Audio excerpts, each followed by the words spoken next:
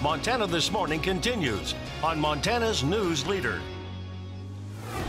The man accused of going on a truck rampage and killing 8 people here in New York City is facing federal terrorism charges. I'm Hannah Doba with what he told police he intended to do.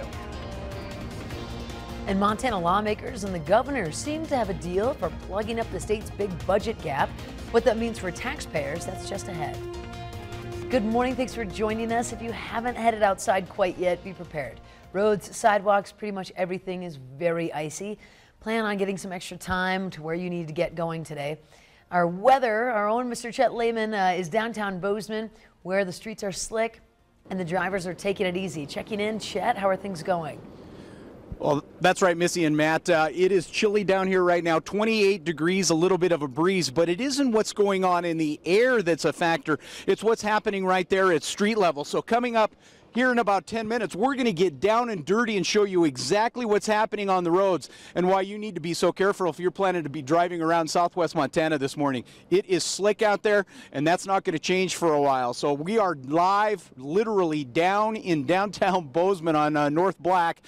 Meantime, I'm going to send it back to Missy and Matt in the studio. Head back into my car. Coming up in 10 minutes, we are getting down and dirty to show you how slick it is down here at road level. Meantime, back to you guys. All right, warm up, Chet. He's always taking one for the team. Somebody get that man a cup of coffee. That's it. I'm sure he has one pretty close at hand. Hey, temperatures this morning into the 20s. Part of the problem, we had the snow falling yesterday. Ground temperatures were above freezing. That melted. Now we're dealing with the ice as a result of that. Temperatures into the 20s. The snow, not a huge issue, although we are seeing some signs that there may be some snow into some of the mountains. Road conditions, mountain passes, snow and ice covered. So make sure that you're using some extra caution as you're driving around today. Leave some extra brake room. I think the snow, for the most part, should hold off throughout the day. The evening, we'll start to see more snow develop. Temperatures not warming up much today, and we have another high-impact system heading our direction. We'll talk more in depth about that coming up in about 10 minutes. Thank you, Matt. As predicted, messy weather conditions have certainly appeared this morning, as Chet and Matt have both mentioned. Local roads are icy and dangerous, so be sure to allow some extra time this morning. Now, while yesterday not as icy, there was a slushy snow that led to a number of accidents throughout the day and some slide-offs as well. The number one thing Montana Highway Patrol says drivers can do in these conditions: slow down. The most useful tip is to take an extra 5 minutes. Give yourself a little extra time because you're going to need to drive slower. Roads are slick, roads are icy, there's changing conditions. It might be just wet and slush at one place, and it might be solid black ice at another place. So give yourself that extra 5 minutes so you can slow down. Have good equipment on your car. Have good headlights, tail lights, good tires, windshield wipers, windshield washer, fluid, and be in the right stage of mind. Now, you can check weather conditions anytime by downloading our Storm Checker weather app, which always has the latest and up-to-date headlines that you need to know. And the same heavy wet snow that we saw in part of Montana as of yesterday also made a messy commute across central Montana yesterday. It was bad enough that you didn't even have to be driving to become a victim. A large number of crashes and slide-offs took place on the roads near Helena and Great Falls, including one crash involving a Montana Highway Patrol Sergeant Jay Nelson. His patrol cruiser was struck from behind while he was parked on the side of the Country Club Road. Now, no one was injured, but Sergeant Nelson says it could have been much worse. Nelson says drivers need to slow down with these conditions. Everybody hasn't been used to driving in this. Our brakes don't work the same. We don't have as good of steering. Slow down, take your time. If you see those emergency lights, plan ahead to crawl by them. Go very slow so that you can keep us safe out on the road. And as Curtis reminds us, when your windshield wipers are on, your headlights should be on as well. That's a good tip. And the man accused of running a truck through New York City's bike lane, killing 8 people, now faces federal terrorism charges that could be bringing the death penalty. There are also new details emerging about his plan and how the death toll could have been much worse. Hannah Doba is in New York with our latest. NYC terrorist should get death penalty. That's according to a tweet from President Trump overnight. Sayfullo Saipov, the man accused of plowing a rented flatbed truck through a bike lane Tuesday, appeared in court yesterday. We now have him charged with federal crimes of terrorism. Saipov, wounded by police after the attack, was rolled into court in a wheelchair and shackles. He didn't enter a plea or seek bail. If convicted, the death penalty is a possibility. A search of cell phones found in a bag that he was carrying revealed thousands of ISIS-related images and 90 videos. Police also found knives and a note with Islamic religious references. Sources tell CBS News he bragged about what he did and was very pleased with the success. Investigators say Saipov has admitted to planning the attack for about a year.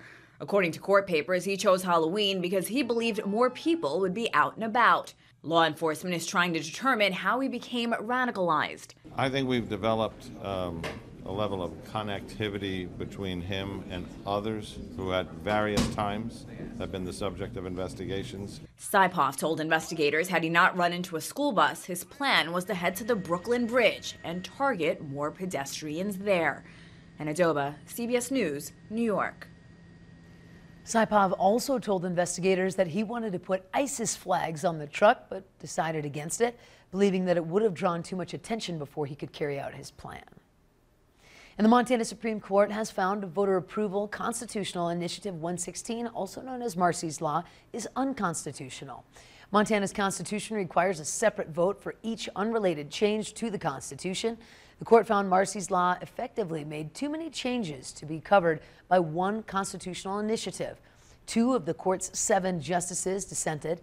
Marsy's Law was passed by voters in November of 2016. It adds specific rights for crime victims and to their families for Montana Constitution. Almost 2/3 of voters in the state supported it in last November's election.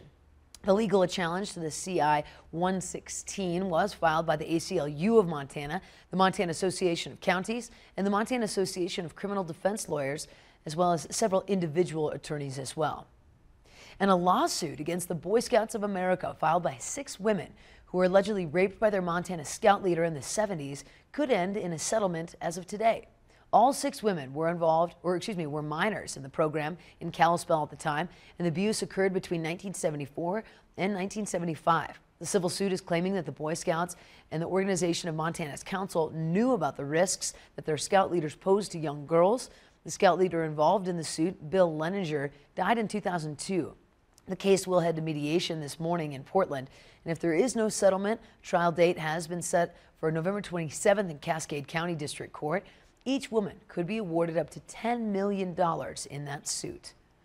And the Bullock administration on Wednesday spelled out the specific options for filing the state's $227 million budget hole. The governor's budget director spoke to reporters at the Capitol and said that the special session of legislature needs to be called within the next few days. MTN's chief political reporter Mike Dennison was there and files this report. Dan Villa said state lawmakers and Democratic Governor Steve Bullock have agreed to a basic framework on balancing the state budget. 1/3 spending cuts, 1/3 tax increases, and 1/3 other, such as one-time budget transfers or fees. On Wednesday, he revealed the possible temporary tax increases and transfers, but said an agreement on which ones to adopt isn't quite there. What we have proceeded to do throughout these negotiations is create menus for the respective leaders to take back to their caucuses, get input, get feedback, with the hopes of getting to some form of agreement. We're looking at, we need to come to some sort of solution in the coming days. The state is facing a budget crisis because of less than expected tax revenue and $75 million in firefighting costs this summer. Villa said Republican lawmakers may agree to temporary tax increases to cover those fire costs. Tax hikes on the table include lodging, rental cars, liquor, tobacco, and workers' compensation fees. The budget transfers include things like money from the state employees' health fund or a broader fee on property owners whose homes are near fire zones. But Villa says Bullock won't ID the specific cuts he'd make until the other 2 parts are approved by lawmakers. We are at $75 million in cuts, and the governor has committed to Republican leadership and Republican legislators that we will get to that number. How those particular cuts are allocated, we have not gotten there yet. He also notes that the state is running out of cash by the end of this month, and if an agreement can't be reached, we're hopeful that we can get there in the next several days, because we really are running out of time to do something other than the full $227 million in reductions. Reporting from Helena, Mike Dennison, MTN News. Villa says that he hopes the special session would last for only a few days later this month, It is time for a short break. Here's a little preview of what's ahead on Montana This Morning.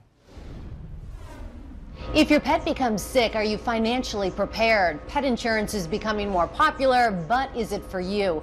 I'm Meg Oliver in Clifton, New Jersey with that story.